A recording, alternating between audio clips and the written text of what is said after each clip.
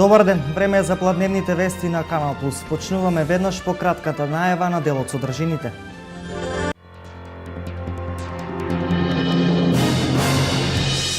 Денес во неколку општини од регионот има акции за чистење на речното корито на Брегалница, а утре во Виница под слоганот Вода за живот ќе има низа активности за водата. Во основните и во средните училишта од денес почнува екстерното тестирање, кој ќе трае до 10 јуни. Тестирањето ќе опфати вкупно 183.280 ученици и 17.803 наставници. Со дигање на фестивалското знаме утре започнува 30-тото издание на Макфест.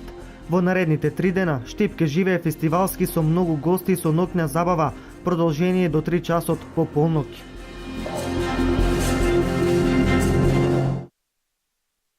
Денес во Пробиштип заседава Советот за развој на Источниот плански регион. Ке се разгледуваат приоритетни проекти за користење на средствата од програмата за финансиска подршка на руралниот развој за оваа година. Руралниот и инфраструктурниот развој годинава се приоритетни проекти на истокот.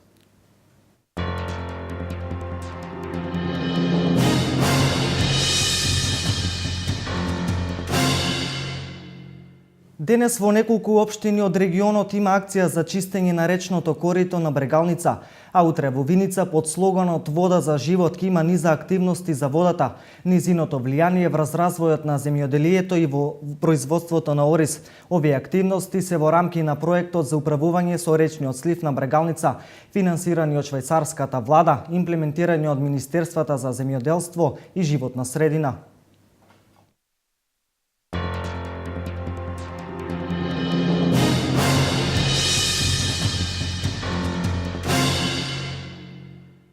Во основните и во средните училишта од денес почнува екстерното тестирање, кое ќе трае до 10 јуни.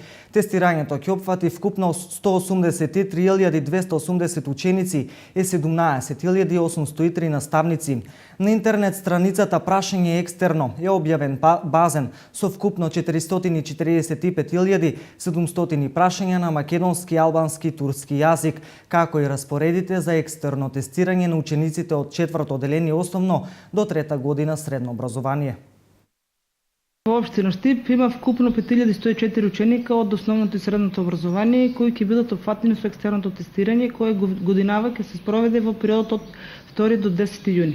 Учениците ќе треба да одговорат на 30 прашања по двата предмети кои што ќе им бидат соопштени 3 дена пред полагањето на екстерното тестирање кое што ќе трае 1 час. Сите училишта во општината се спремни да го извршат екстерното тестирање.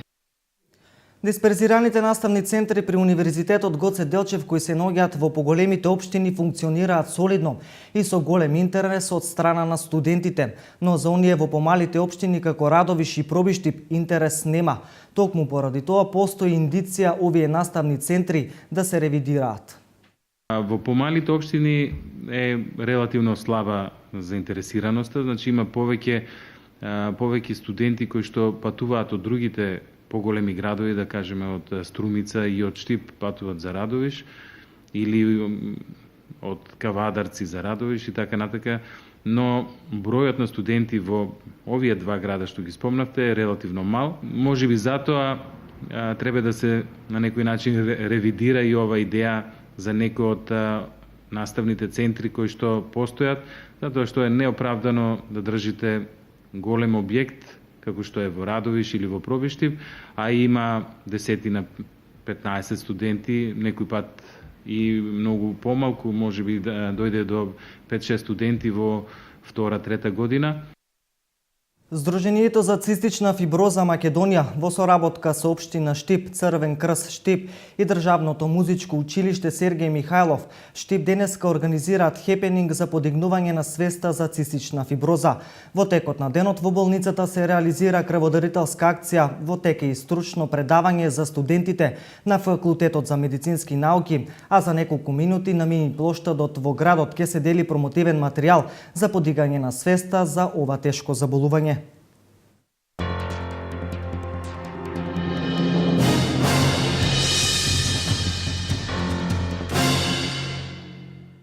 Општина Кочани планира да инвестира во бетонирање на дел од пристапните улици во градот и приградските населби. Деновиве заврши јавниот тендер за изведувачи кои треба да бетонираат околу 830 метри квадратни. Општина Кочани до крајот на тековната година за бетонирање на дел од пристапните улици во градот и други населени места планира да потроши 14.000 евра. Поради специфичноста на теренот, најпрво ќе биде извршен ископ на дел од постојното земјиште и карпите што поминуваат улиците. Ќе биде извршено прилагодување на висината на канализацијските шахти, според нивото на коловозот, со што ќе обезбедат услови за бетонирање, а ќе се бетонираат околу 800 метри квадратни од коловозите, кај кои технички е неизводливо асфалтирањето. Средствата за бетонирање на пристапните улици се обезбедени од општинскиот буџет. Ваквите градежни активности се дел од годишната програма за изградба и одржување на општинските патишта.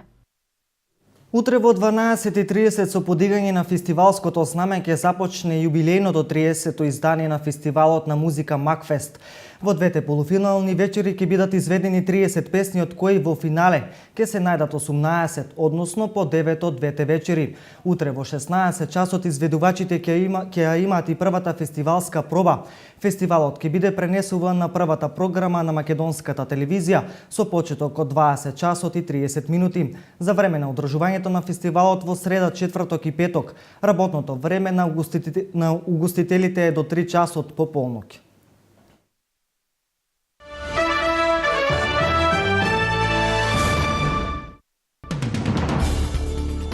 Патнички брод со 458 луѓе потонал во реката Јангце во провинцијата Хубеј во Кина. До сега биле спасени само 10 луѓе, меѓу нив и капетанот, кој изјавил дека бродот почнал брзо да тоне бидејќи бил зафатен со големо невреме.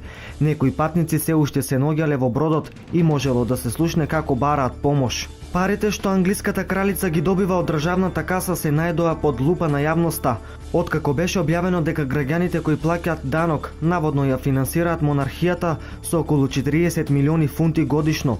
Кралицата Елизабета II секоја година добива околу 16% профит од имотот кој е во сопственост на британската круна. Грција планира да потпише меморандум за политичка поддршка на изградбата на гасоводот Турски тек на меѓународниот економски форум кон крајот на месецов во Санкт Петербург. Министерот за енергетика истакнал дека меѓу грчките компании постои голем интерес за изградба и користење на тој гасовод.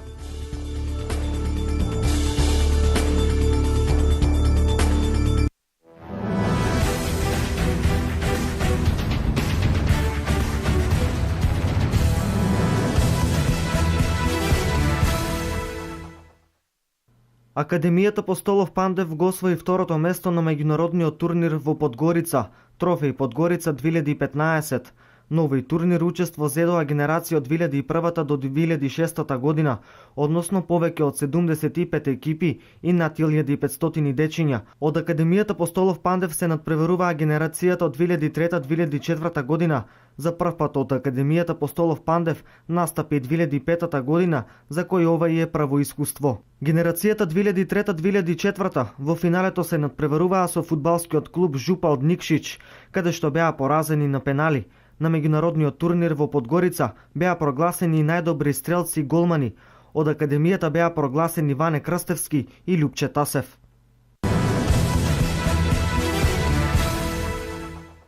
Најдобриот тенисер на светот Новак Џоковиќ и најдобриот тенисер во историјата на Ролан Гарос Рафаел Надал оваа година меѓу себе ќе играат во четвртфиналето на турнирот во Париз.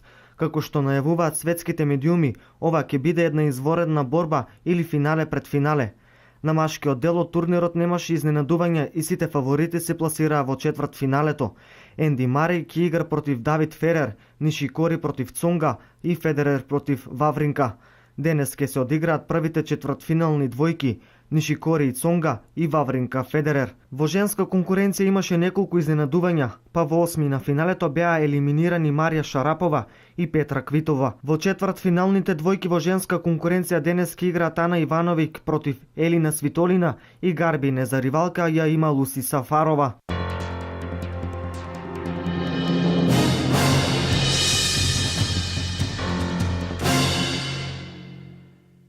Завршија пладневните вести на Канал Плюс. Повеќе информации за настаните на денот гледајте во дневникот во 16:30 и на веб порталот kanalplus.mk. Пријатен ден.